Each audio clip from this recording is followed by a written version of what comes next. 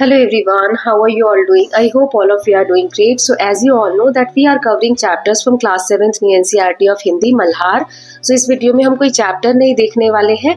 Term 1 के जो exams आने वाले हैं आप लोगों के, तो एक सैम्पल पेपर मैंने रेडी किया है तो उसके बारे में हम पढ़ेंगे। ओके, सो देखिए इस तरीके का सैम्पल पेपर है, और भी सब्जेक्ट्स के सैम्पल पेपर्स मैंने बनाए हैं। So please go through the links given in the description box. 3 घंटे का टाइम होगा, 80 नंबर का ये पेपर है। सभी क्वेश्चन अनिवार्य, यहाँ कुछ निर्देश दिए होते हैं। निर्देश यानी कि जो इंस्ट्रक्शंस आपको फॉलो करने हैं, अनिवार्य यानी कंपलसरी है। सभी आंसर क्रम में देना है, सीक्वेंस में देना है। शब्द सीमा का पालन करना है कि जहां पर जितने शब्दों में आंसर देने को कहा है वो आपको टेक केयर करना है। साफ सुथरे में सुंदर लेख में उत्तर देना है आपको। तो यहाँ पे कितने खंड है देखो, खंड क, ख, ग, घ और र, मतलब 5 पार्ट्स हैं इसके, और सब में कुछ क्वेश्चंस है और आंसर्स है। ठीक है, तो जैसे पहला जो है इसमें आपको ये पैराग्राफ को रीड करना है और आंसर देना है। ठीक है, दूसरा यहाँ पर ये अपठित नहीं है, पठित है, थोड़ा यहाँ मिस्टेक हो गया है। यहाँ पोयम का एक पैसेज दिया हुआ है, उसको पढ़ के आंसर करना है। और यहाँ पर इसमें लेखन कौशल में आपको एक पैराग्राफ लिखना है, पत्र लिखना है, और किसी भी टॉपिक पर यहाँ पर आपको आंसर करना है। ओके, ये 2 जो दिए हुए हैं टॉपिक, उनमें से किसी पर 80 शब्दों में कहानी लिखनी है। फिर ये व्याकरण वाला है, विलोम शब्द, समानार्थक शब्द, रिक्त स्थान भरिए। फिर काल कौन सा है, वाक्य को बदलना है या इंस्ट्रक्शंस दिए हुए उसके हिसाब से। फिर ये चौथे वाले में आपको कुछ क्वेश्चंस दिए गए हैं, उनके आंसर करने हैं। 5 क्वेश्चन है, 15 मार्क्स का है, यानी 3-3 नंबर का एक क्वेश्चन है। शब्द लिमिट दी गई है, 30 से 40 शब्दों में आपको आंसर करना है। फिर ये वाला जो है ये लॉन्ग क्वेश्चन के लिए है। ओके, यहाँ पे जो लॉन्ग क्वेश्चन ये दोनों, उनके आंसर करने हैं। 10 मार्क्स का है, यानी 5-5 मार्क्स के दोनों रहे। ओके, चलिए एक एक करके क्वेश्चंस देखते हैं और देखते हैं कैसे आंसर करना है। तो एक तरफ मैं आंसर लिख के दूंगी और एक तरफ क्वेश्चन रहेंगे। किस तरीके से एग्जाम में आपको लिखना है वो भी आपको वहां पर पता चल जाएगा। चलिए स्टार्ट करते हैं। तो सबसे पहले यहाँ पर एक पैराग्राफ दिया हुआ है आपके चैप्टर से, तो चलिए पढ़ते हैं। समय बीता और कुछ समय पश्चात पिता चल बसे, बेटे मिलकर बैठे और उन्होंने सारी स्थिति पर विचार किया और बोले, हमारे यहाँ कुछ भी करने को तो नहीं है, यहाँ पर आओ फिर घूम फिर कर जगत देखें। आवश्यकता होने पर हम चरवाहों या खेतों में श्रमिकों का काम कर लेंगे। श्रमिकों, ठीक है, हम कहीं भी क्यों ना हो भूखे नहीं मरेंगे। तो पहला है, पिता के न रहने पर बेटों ने क्या निर्णय लिया कि वो क्या करेंगे। तो इसका आंसर मैंने यहाँ पे लिख के दिया है। बेटों ने निर्णय लिया कि वे बाहर जाकर काम करेंगे। उन्होंने जीविका के लिए क्या उपाय सुझाया, उन्होंने खेत या चरवाही का काम करने की बात की। भूखे नहीं मरेंगे, इसका भाव क्या है, मतलब आत्मनिर्भरता है और हिम्मत, इन दोनों का भाव प्रकट होता है। ये किस पाठ से लिया गया है गद्यांश, 3 बुद्धिमान पाठ से। श्रमिक शब्द का मतलब क्या होता है, मेहनत करने वाला या मजदूर। ओके, तो इस तरीके से हमने 5 क्वेश्चन के आंसर कर लिए। नाउ नेक्स्ट है, यहाँ पर पोयम का पैसेज दिया हुआ है। फूल लेकर तितलियों को गोद में, भौरों को अपना अनूठा रस पिला, निज सुगंधों और निराले रंग से है सदा देता, कली जी को खिला। तो कविता में फूल किसे अपनी गोद में लेता है, तितलियों को। देन फूल किसे अनूठा रस पिलाता है, भौरों को। देन निज सुगंधों और निराले रंग, इसका क्या मतलब है, तो हमें अपने गुणों को दूसरे में बांटना चाहिए। कली जी की खिला, तो इसका मतलब क्या है, दूसरों को प्रेरणा देकर आगे बढ़ना, है ना। देन निराले शब्द का पर्यायवाची, पर्यायवाची क्या होते हैं, वो शब्द जो अलग अलग है लेकिन उनके मीनिंग सेम है। ठीक है, तो निराले मतलब होता है अनोखे या विशेष। ठीक है, अब नेक्स्ट वाला खंड देख लेते हैं। इसमें लेखन कौशल, तो सबसे पहले दिया हुआ है सच्चा बड़प्पन। ये जो टॉपिक है, इस विषय पर आपको 50 शब्दों में एक पैराग्राफ लिखना है, अनुच्छेद यानी पैराग्राफ। तो पहले ऐसे आप टॉपिक लिखेंगे, हेडिंग देंगे, जो भी टॉपिक दिया होगा तो अपने हिसाब से आप आंसर करेंगे। जैसे सच्चा बड़प्पन केवल पद या धन से नहीं बल्कि व्यवहार और सोच से पहचाना जाता है। जो व्यक्ति दूसरों की सहायता करता है, विनम्र होता है और अपने कर्तव्यों को ईमानदारी से निभाता है, वही वास्तव में महान होता है। सच्चा बड़प्पन अपने कार्यों से झलकता है, ना कि दिखावे से। ठीक है, अब यहाँ पे देखिए 4th वाला जो क्वेश्चन है, इसमें कहा है माँ को एक पत्र लिखना है। आपने माँ कह एक कहानी कविता से क्या सीखा, उस बारे में अपनी मम्मी को आपको एक लेटर लिख के बताना है। तो कैसे लिखेंगे, चलिए यहाँ पर देख लेते हैं। तो पत्र लेखन, माँ को सीख बताने वाला पत्र कि हमने क्या सीखा। तो प्रिय माँ नमस्ते, मैं आज आपको ये बताना चाहता हूँ कि मैंने माँ कह एक कहानी कविता से क्या सीखा। इस कविता में माँ और बेटे के संवाद ने मुझे यह सिखाया कि कहानियों के जरिए हम बहुत कुछ सीख सकते हैं। माँ अपने अनुभव से सीख देने की कोशिश करती है आपके बताए हर किस्से में भी मैंने यही समझा है और हर बात में कोई ना कोई सच्चाई या शिक्षा छिपी होती है। ये मैंने एक एग्जाम्पल दिया है। आपने उस पार्ट से क्या सीखा, जो मैंने चैप्टर समझाते वक्त बताया भी था कि उस पार्ट में क्या क्या चीजें कही गई हैं, है ना, कि हमें दयालु होना चाहिए, दया का भाव रखना चाहिए, क्षमा करना चाहिए। तो ऐसी चीजों जो आपने सीखी हो वो आप इस पत्र में बता सकते हैं। ठीक है, फिर नेक्स्ट क्वेश्चन है, निम्न विषयों में से किसी एक पर आपको 80 मार्क्स 80 शब्दों का यानी वर्ड्स लिमिट दी हुई है, उसमें से पैराग्राफ लिखना है। तो आत्मविश्वास या सच्ची बहादुरी, तो मैं आत्मविश्वास वाले पर लिख रही हूँ, आप चाहे तो सच्ची बहादुरी या जो भी टॉपिक एग्जाम में आता है उस पर लिख सकते हैं। तो ऐसे हेडिंग दे देंगे, आत्मविश्वास क वाला है ना, तो ये भी आप लिखेंगे। तो प्लीज आंसर्स जो होते हैं ना उनकी नंबरिंग सही से करिएगा, नहीं तो टीचर को कैसे पता चलेगा, राइट। सो एक लड़का हर बार गणित में असफल होता था। वह उदास तो होता लेकिन हार नहीं मानता। उसने और अधिक मेहनत की, रोज अभ्यास किया और अपने आत्मविश्वास को बनाए रखा। अंत में जब परीक्षा हुई तो उसने पूरे अंक प्राप्त किए। यह आत्मविश्वास और निरंतर प्रयास का फल था।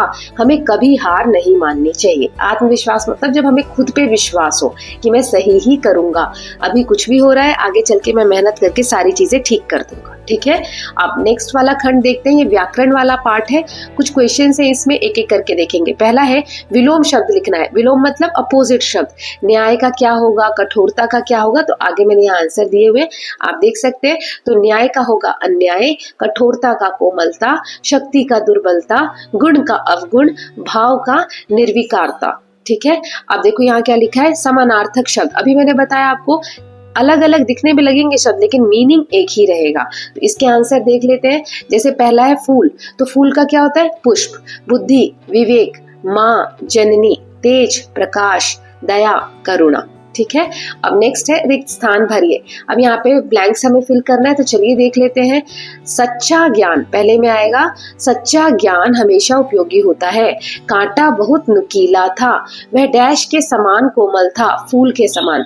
डैश से प्रेरणा लो, माँ से प्रेरणा लो। मैं डैश पढ़ रहा हूँ, मैं हिंदी पढ़ रहा हूँ। ठीक है, तो ये 8th क्वेश्चन तक हमने देख लिया है। अब आगे के क्वेश्चंस देख लेते हैं। इसमें है वाक्य का काल पहचानना है, टेंस पहचानना है। मैंने कहानी सुनी, तो भूतकाल, क्योंकि देखो एक तो ये होता है कि जैसे अब इसको हम बोल रहे हैं तो लास्ट में ई की आवाज आ रही है ना, ई। मैंने खाना खाई, मैं वहां गई, तो ये पास्ट टेंस की बात होती है, तो भूतकाल। फिर वह कल स्कूल गया था, फिर से था आ गया, तो भूतकाल। वह गा रहा है, अभी गा रहा है ना, अभी का जो होता है तो उसे बोलते हैं वर्तमान काल। तुम चल रहे हो, तो वर्तमान काल। वे आएंगे, है ना, गा गे गी लास्ट में आता है। कल होने वाला कोई काम हो, आगे होने वाला कोई काम हो जो अभी हुआ नहीं है, तो उसे हम बोलते हैं भविष्य काल। ये तो नहीं आएगा, भविष्य काल। ठीक है, चलिए अब नेक्स्ट क्वेश्चन है वाक्य बदलिए। जैसे यहाँ दिया प्रश्नवाचक, ये जो सेंटेंस दिया है इसको हमें प्रश्नवाचक में बदलना है। प्रश्नवाचक जो क्वेश्चन वाले सेंटेंस होते हैं, तो इसको कैसे करेंगे हम, चलिए एक एक करके देखते हैं। पहला है माँ कह एक कहानी। क्या माँ एक कहानी कहेंगी, तो क्वेश्चन मार्क लगा दिया, है ना। फिर कांटा कड़ा होता है, कांटा कड़ा नहीं होता है। नकारात्मक, नकारात्मक मतलब नहीं होना चाहिए बीच में, तो ये रहा, नहीं होता है। वह सच्चा था, प्रशंसा सूचक यानी एक्सक्लेमेटरी साइन आएगा, वह कितना सच्चा था, इस तरीके का। ठीक, ये हमने चेंज कर लिया। अब नेक्स्ट वाला देखते हैं, खंड घ। तो अब इसमें क्या दिया है, पाठ आधारित प्रश्न। पाठ के हिसाब से कुछ क्वेश्चन है, 30-40 शब्दों में आंसर करना है। पहला है कविता फूल और कांटा में फूल की विशेषताएं बताइए। शब्द 30 से 40। तो इसकी विशेषताएं, फूल कोमल, सुगंधित और सहनशील होता है। वह कांटे की कठोरता के बावजूद भी मुस्कुराता है और अपनी खुशबू से सबको प्रसन्न करता है। वह बिना शिकायत के कांटे की संगति में रहकर भी अपना सौंदर्य नहीं छोड़ता। फूल क्षमा, सहनशीलता और विनम्रता का प्रतीक है। ठीक है, फिर दूसरा क्वेश्चन है, 3 बुद्धिमान पाठ से आपने क्या सीखा। तो इसका आंसर है यहाँ पर 3 बुद्धिमान से सीखी गई बात। इस तरीके से आप लिख सकते हैं और आगे लिखेंगे, इस पाठ से ये शिक्षा मिलती है कि ध्यान पूर्वक देखना और तर्क करना भी ज्ञान का रूप है। तीनों भाइयों ने ऊंट को देखे बिना ही उसके बारे में सही सही बातें बताई। इससे यह स्पष्ट होता है कि केवल आंखों से नहीं बल्कि बुद्धि और सोच से भी सच्चाई को पहचाना जा सकता है। ठीक है, तो ये भी हो गया हमारा, ये भी हो गया। अब ये वाला, माँ कह एक कहानी कविता में माँ का चरित्र कैसा है, तो इसका आंसर देख लेते हैं। सो माँ का चरित्र कविता में जैसा भी है आपने पढ़ा है वो आप लिख सकते हैं। कविता में माँ एक स्नेहमयी, धैर्यशील और समझदार पात्र के रूप में सामने आती है। वे अपने बेटे को कहानी के जरिए समझाने का प्रयास करती है। उनका संवाद शैली बच्चों के अनुकूल और प्रभावशाली है, जिससे बच्चे प्रभावित होते हैं। वह हर बार बेटे की जिज्ञासा का उत्तर धैर्य से देती है। तो 11, 12, 13 हो गया। दो पाठों से दो पात्रों की तुलना कीजिए। किन्हीं भी दो पाठों में दो पात्र लेने हैं आपको, कैरेक्टर्स, और उनकी तुलना करनी है आपस में।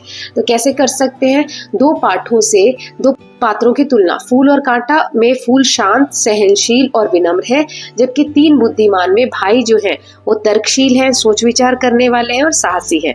दोनों पात्र दूसरों को प्रेरणा देते हैं, फूल अपने गुणों से और भाई अपनी सूझबूझ से। दोनों पाठों में आंतरिक गुणों की प्रशंसा की गई है। नाउ लास्ट वन इज तीन बुद्धिमान में भाइयों की समझदारी कैसे प्रकट होती है? तो इसका आंसर देख लेते हैं। तो भाइयों की समझदारी क्या लिखेंगे? तीनों भाइयों ने ऊंट को देखे बिना ही उसके लक्षणों की पहचान की। उन्होंने पैरों के निशान और अन्य संकेतों से ऊंट के बारे में सही निष्कर्ष निकाला। इससे यह स्पष्ट होता है कि वे न केवल पढ़े लिखे थे बल्कि बुद्धिमान और तर्कशील वाले भी थे। तो ये हमने खंड ग के सभी क्वेश्चंस का आंसर कर लिया है। लास्ट वाला है हमारा पार्ट नंबर 5। इसमें हमें दीर्घ उत्तर, बड़े आंसर्स लिखने हैं। तो पहला प्रश्न है 16, फूल और कांटा, तीन बुद्धिमान और माँ कह एक कहानी। तीनों पाठों के आधार पर यह बताइए कि व्यक्ति की महानता बाहरी रूप से नहीं, उसके व्यवहार से होती है। ये 80 से 100 शब्दों में हमें बताना है। तो ये चलिए इसके आंसर देख लेते हैं। तीनों पाठों के आधार पर महानता का मूल्यांकन। फूल और कांटा में फूल अपने कोमल स्वभाव और सहनशीलता से महान बनता है। तीन बुद्धिमान में भाई अपनी सोचने की शक्ति से बुद्धिमान सिद्ध होते हैं। माँ कह एक कहानी में माँ अपने अनुभव और व्यवहार से सच्ची शिक्षिका के रूप में सामने आती है। तीनों पाठों में यह स्पष्ट होता है कि व्यक्ति की महानता उनके गुणों, व्यवहार और दृष्टिकोण से होती है, ना कि उसकी स्थिति या बाहरी रूप से होती है। ओके, अब 17th देख लेते हैं। तो इसमें दो पार्ट्स दिए गए हैं। निम्नलिखित में से किसी एक पर ही उत्तर देना है। मैंने यहाँ पर दोनों आंसर लिख दिए, आपको जो देना है वो आप दे सकते हैं। जैसे माँ कह एक कहानी में कविता में संवादों की विशेषता और प्रभाव। तो संवादों की विशेषता ये जस्ट मैंने आपको बताया। माँ कह एक कहानी कविता में संवाद शैली पाठ को जीवंत और भावनात्मक बनाते हैं। संवाद शैली क्या होता है कि ऐसा लग रहा है पोयम को पढ़ते वक्त कि आपस में संवाद हो रहा है, बातचीत हो रही है। माँ और बेटे के बीच हुआ बातचीत पाठक को उनके रिश्ते से जोड़ती है। संवादों के कारण पाठ में सहजता, सरलता और अपनापन आता है। ये कविता भावों को बेहतर ढंग से अभिव्यक्त करती है। अभिव्यक्त करना मतलब प्रेजेंट करना। नाउ दूसरा वाला देख लेते हैं। तो दूसरा है तीन बुद्धिमान पाठ से ये कैसे सिद्ध होता है कि सच्ची बुद्धिमानी तर्क से आती है। तो तर्क से बुद्धिमानी सिद्ध करना। इस पाठ में, तीन बुद्धिमान पाठ में, तीनों भाइयों ने ऊंट को देखे बिना ही तर्क और सूझबूझ से उसके बारे में सही जानकारी दी और पेड़ों की अवस्था देखकर ऊंट की पहचान की। यह पाठ सिखाती है कि सच्ची बुद्धिमानी अनुभव और सोचने की क्षमता से आती है। तो इस तरीके से हमने सभी क्वेश्चन के आंसर कर लिए। So I hope all of you are loving these videos. Hindi का ये हमने देख लिया है question paper. So thank you so much for watching. I hope all of you have enjoyed this video. If you do so, please like and share it, and don't forget to subscribe Kalyan TV channel for more such videos. Thank you so much.